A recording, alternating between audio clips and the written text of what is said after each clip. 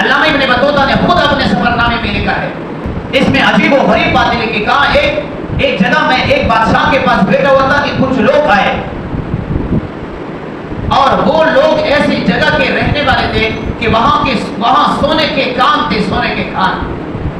بادشاہ کو جب سونے کی ضرورت پڑ جاتی تو ان لوگوں کے پاس اپنا پیغام بھیجتے تھے کہ اتنا سونا ہمارے مملکت میں بھیج دو، وہ بھیج دیتے. وہ لوگ آئے بادشاہ سے ملاقات کے لیے تو بادشاہ نے اپنی ایک باندی ان کے حوالے کر دی اور ان لوگوں نے اس باندی کو ہمارے سامنے ذبح کیا اور پھر اس کو کھایا. گوشت ان کا کھایا، پکایا نہیں، ایسے ان کا گوشت کھایا. کہا وہ انسان ہور تھے. کہا پھر واپس آئے، بادشاہ کا بڑا شکریہ ادا کیا کہ بڑا مزہ آیا. میں نے بادشاہ سے کہا کہ ان سے پوچھو کہ انسان کی کون سا عضو آپ لوگوں کو پسند ہے. تو انہوں نے کہا یہ ہاتھ کی پنجے، یہ ہمیں بہت پسند ہے، بہت پسندیدہ گوشت ہے. ہاں میں بہت ڈرا. رات کے وقت جب میں سویا تو بس ایسا تھا کوئی آدمی سو رہا ہے.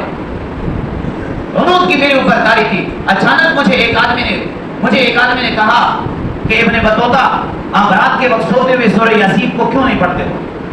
اگر آپ سورہ یاسین پڑھ لیں گے تو اللہ جل جلالہ ہر قسم کے شر سے آپ کو محفوظ رکھیں گے. کسی آدمی کی کوئی دسترس آپ کے اوپر نہیں ہوگی کہ آپ کو تکلیف پہنچائے.